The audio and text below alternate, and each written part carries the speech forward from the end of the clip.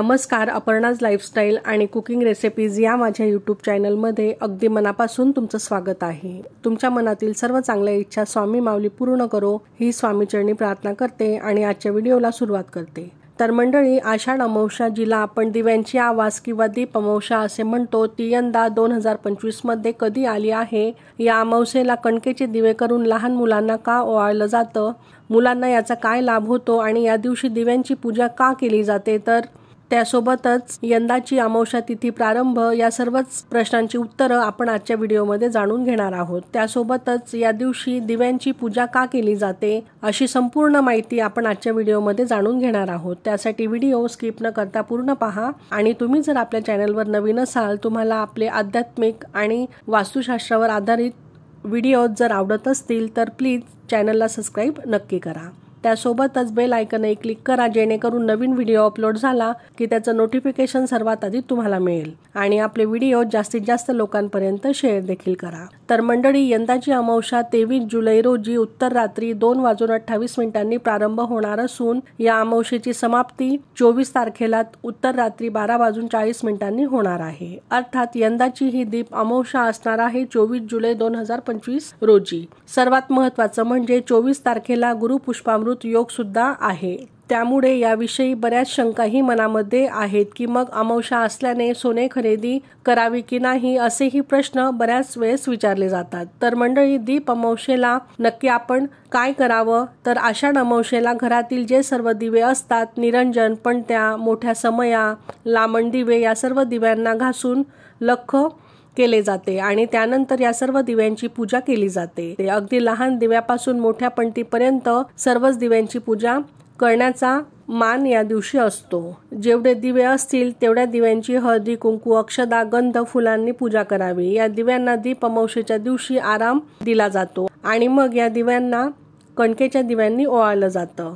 त्याचबरोबर कणकेच्या दिव्यांनी घरातील लहान मुलांनाही ओवाळायचे असते, म्हणजेच औक्षण करावे. त्यामुळे त्यांना उत्तम आरोग्याची प्राप्ती होते, तसेच आपल्या मुलाबाळांचे आयुष्यही वाढते असे सांगितले जाते. दिव्यांची पूजा केल्याने घरात सुख समृद्धी येते. हे दिवे आपल्याला वर्षभर प्रकाश देत असतात आणि दीप अमावस्या हा दिवस दिव्यांची सेवा करण्यासाठीचा दिवस अत्यंत विशेष आणि शुभ मानला जातो. यंदा दीप अमावस्येच्या दिवशीच गुरुपुष्पामृत योग देखील आलेला आहे. तुम्हाला माहीतच आहे की गुरुपुष्पामृत योगाला नवीन वस्तूंची खरेदीही केली जाते. विशेषतः सोने खरेदी केली जाते, पण अमावस्येच्या दिवशी आपण खरेदी करत नाहीत. पण मग गुरुपुष्पामृत मुहूर्तावर खरेदी आपण आवर्जून करतो. मग हे दोन्ही एकाच दिवशी आल्याने खरेदी करावी का? तर गुरुपुष्पामृत योग 24 जुलै रोजी संध्याकाळी 4:43 प्रारंभ होणार आहे. मग जर तुम्हाला खरेदी करायचीच असेल, मग तुम्ही 4:30 सोने खरेदी करू शकता. त्यासोबतच दिव्यांची पूजा करताना भगवान श्री हरी विष्णूंचीही पूजा करावी, कारण गुरुपुष्पामृत योगावर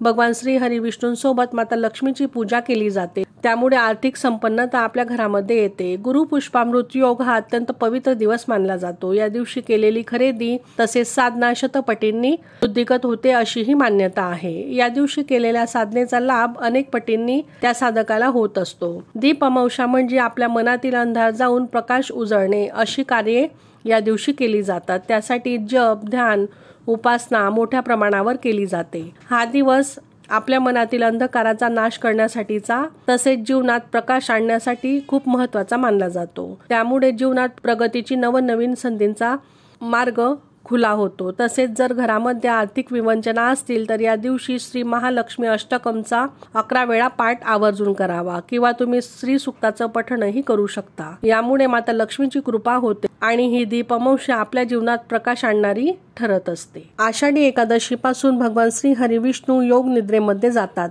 या दिवसापासूनच चातुर्मासाला सुरुवात होते. हा चातुर्मास 4 महिन्यांचा असतो आणि चातुर्मास सुरू झाल्यानंतर ही पहिली अमावस्या म्हणून आषाढ अमावस्या आपण साजरी करत असतो. तर श्रावण महिन्याच्या आदल्या दिवशी ही अमावस्या साजरी केली जाते. आषाढी अमावस्येला दीप अमावस्या देखील म्हटलं जातं. श्रावणाचा पवित्र महिना सुरू होण्याआधी ही अमावस्या येत असल्याने घरातील सर्वच दिव्यांची पूजा आपण या दिवशी करत असतो. श्रावण महिन्यात वेगवेगळ्या सणांना वापरल्या जाणाऱ्या या दिव्यांची हा महिना सुरू होण्याआधी पूजा करण्याचा हा सण मानला जातो. तर या दिवसाचे महत्त्व म्हणजे आपल्या हिंदू धर्मामध्ये दिव्याला मांगल्याचे आणि शुभ कार्यांचे प्रतीक मानले जाते. कोणत्याही कार्याचा शुभारंभ करताना दिवा लावून देवाची मनोभावे प्रार्थना केली जाते. अंधारातून प्रकाशाकडे नेणारा दिवा हा मांगल्याचे प्रतीक मानला जातो. त्यामुळे आपल्या भारतीय संस्कृतीत दिव्याचे विशेष महत्त्व आहे. दिव्याचे हे मांगल्य समृद्धी आपल्या आयुष्यात नेहमी नांदावी यासाठी आषाढ महिन्याच्या शेवटी दीपपूजन करून दीप अमावस्या मोठ्या उत्साहात साजरी केली जाते. या दिवशी दिव्यांची पूजा केल्याने देवांचे आशीर्वाद आपल्याला लाभतात आणि आयुष्यातील अंधकार दूर होऊन आयुष्य प्रकाशाने उजळते. या दिवशी दिव्यांची पूजा केल्याने घरात सुख समृद्धी शांती अखंड नांदते असेही मानलं जातं. तर दीप अमावस्येला पहाटे लवकर उठून स्नान करावे आणि स्वच्छ वस्त्र परिधान करावीत. त्यानंतर घरातील सर्व दिवे काढून एका मोठ्या भांड्यामध्ये गरम पाणी घेऊन त्यात चिंच घालावी व त्यामध्ये सर्वच घरातील दिवे भिजत ठेवावे. काही वेळाने स्वच्छ घासून पुसून ते दिवे तयार करावेत. तुम्हाला जिथे सोयीस्कर जागा असेल त्या ठिकाणी तुम्ही दिव्यांची मांडणी करू शकता किंवा देवघराजवळ जरी तुम्ही एक पाट मांडला तरीही चालेल. त्यावर कपडा टाकून सुंदर रांगोळी काढून हे सर्वच दिवे पाटावर मांडावेत आणि त्यामध्ये तेल फुलवाती मोठ्या वाती घालून त्यांना तयार करावं आणि पूजा करावी. रोज संध्याकाळी देवापुढे दिवा लावून शुभं करोती म्हणण्याची पद्धत पूर्वापार आपल्या हिंदू धर्मामध्ये चालत आलेली आहे. पण हल्ली धावपळीच्या युगामध्ये लोक ते विसरले आहेत. अशा लोकांनी किमान दीप अमावस्येपासून तरी पुन्हा ही सवय चालू करावी. या दिवशी घरातील दिवे लख्ख करून ठेवायचे असतात. समई पणती निरंजन हे सर्व दिवे घासून स्वच्छ करावेत. संध्याकाळी जिथे आरास मांडायची आहे तिथे जागा स्वच्छ पुसून घ्यावी. रांगोळीची किंवा फुलांची सजावट देखील तुम्ही करू शकता. दिव्यांमध्ये तेल वाती लावून हे दिवे आपण दीप अमावस्या साजरी करण्यासाठी तयार करावेत. तर काही ठिकाणी ओल्या मातीची दिवे करून देखील त्यांची पूजा केली जाते. हळदी कुंकू अक्षता फुले वाहून दिव्यांची पूजा करावी. अनेक जण कणकेचे गोड दिवे बनवून त्यांचाही नैवेद्य अर्पण करतात. सायंकाळी पूजा झाल्यावर गोड दिव्यांनी ओवाळलं जातं आणि त्याचा नैवेद्यही दाखवला जातो. तर पूर्वीच्या काळी विद्युत दिवे नसल्याने पावसाळ्यात घरात जास्त अंधार होत असे. अशा घरातील दिवे सुस्थितीमध्ये असावेत आणि त्यांची व्यवस्थित देखभाल व्हावी म्हणून कदाचित ही रीत पद्धत पूर्वापार पाळली जात असावी. अशातच अमावस्येच्या रात्री प्रकाशाचे विशेष महत्त्व असते, कारण त्या काळामध्ये अंधाऱ्या रात्री कृत्रिम प्रकाशाची पुरेशी सोय नसायची. तर मग कोणतीही पूजा करायच्या आधी आपण श्री गणेशांची स्थापना करत असतो.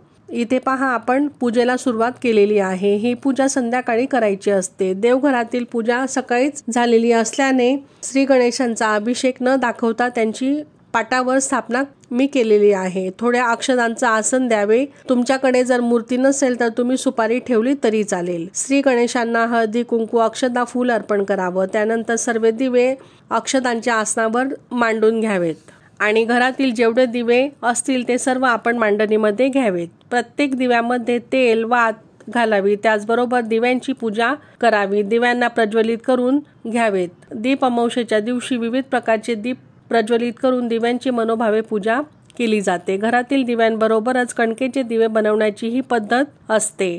तर या दिवशी कणकेचे दिवे लावल्याने पूर्वजांच्या आत्म्याला शांती लाभते. काही जणांकडे हे दिवे गोड करतात तर काही ठिकाणी हळद घालून साधेही दिवे बनवले जातात. तुमच्याकडे जशी पद्धत असेल तसे तुम्ही करावे.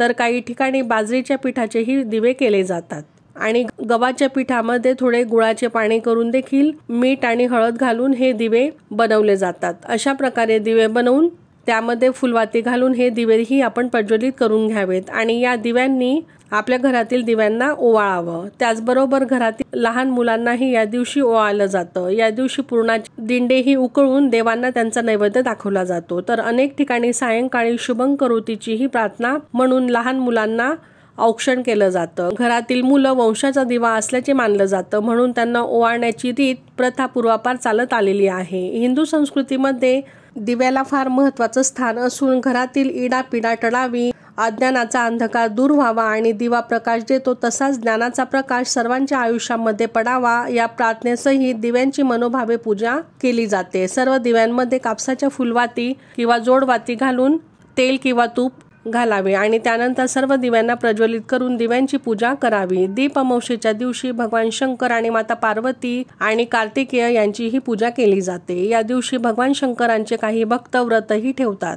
काही महिला आषाढ अमावस्येला तुळशी किंवा पिंपळाच्या झाडाला 108 प्रदक्षिणाही घालतात. या दिवशी पितरांना तर्पण देत नैवेद्य दाखवला जातो. पितर प्रसन्न होतात असं मानलं जातं। तर गरुड पुराणानुसार जे आषाढ अमावस्येला व्रत, पूजा करतात, दान करतात त्यांना सर्व दोष आणि पापांपासून मुक्ती मिळते।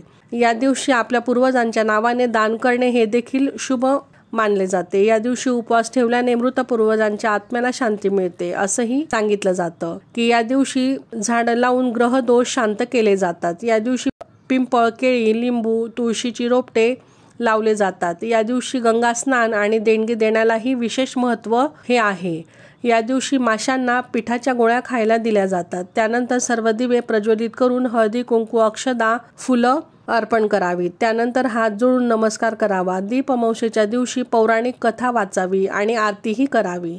तसेच दूध साखरेचा नैवेद्यही अर्पण करावा। या दिवशी हात जोडून शुभं करोती म्हणावी। आयुष्यातील अंधकार निघून जाऊन प्रकाशाने आपले आयुष्य उजळून निघावे अशी भगवंताला प्रार्थना करावी। पूजा झाल्यावर हात जोडून प्रार्थना करावी की हे दिव्या, तू सूर्यरूप आणि अग्निरूप आहेस, तेजामध्ये तू उत्तम तेज आहेस। माझ्या पूजेचा तू स्वीकार कर आणि माझ्या सर्व इच्छित मनोकामना पूर्ण कर। दीप पूजन केल्याने घरात धनधान्य आणि लक्ष्मीचा वास हा अखंड राहतो अशी ही श्रद्धा ही आहे। शुभं करोति कल्याणम आरोग्यम धनसंपदा शत्रुबुद्धी विनाशाय दीपक ज्योती नमोस्तुते। दिव्या दिव्या दीपककार, कानी कुंडल मोतीहार, दिव्याला पाहून नमस्कार। तिळाचे तेल, कापसाची वात, दिवा जळो मध्यान रात, दिवा लावला देवांपाशी, उजेड पडला तुळशीपाशी। माझा नमस्कार सर्व देवी देवतांपाशी अशी आपण प्रार्थना करावी। आरोग्याला धनसंपदा म्हटलं आहे कारण माणूस निरोगी असेल तरच तो विविध कामांमध्ये सहभागी होऊन त्यामध्ये यशस्वी होतो आणि आपला शारीरिक, मानसिक आणि बौद्धिक विकास करू शकतो। दिलेले कार्य उत्तमरित्या पार पाडू शकतो। जर माणसाला उत्तम आरोग्य नसेल तर तो समाजाला, त्याच्या परिवाराला भार स्वरूप असतो। रोगी माणसाला सुख समाधान मिळू शकत नाही, त्याने कमवलेलं धन त्याच्या आजारपणातच वाया जातं। म्हणून शरीराकडे दुर्लक्ष करून धन कमावण्यापेक्षा आरोग्यरूपी धन कमावणे कधीही चांगलं आणि योग्य ठरतं। तर जो शुभकारक आहे, कल्याणकारक आहे, जो आरोग्यदायक आहे, धनसंपदा आणि शत्रुबुद्धी हे त्याचा विनाश करत आहेत अशा दिव्याला आपण नमन आवर्जून करावं। तर मंडळी, अशा प्रकारे दीप अमावस्येच्या दिवशी आपण कोणकोणत्या महत्त्वाच्या गोष्टी कराव्यात याविषयीची संपूर्ण माहिती आपण आजच्या व्हिडिओमध्ये जाणून घेतली। तर कसा वाटला तुम्हाला आजचा व्हिडिओ आणि आजची पूजा मांडणी कमेंट करून नक्की सांगा आणि अशाच माहितीपूर्ण आणि आध्यात्मिक व्हिडिओंसाठी आपल्या चॅनलला सबस्क्राईब नक्कीच करा। तुमचे जर काही प्रश्न असतील तर ते तुम्ही कमेंटमध्ये विचारू शकता। श्री स्वामी समर्थ।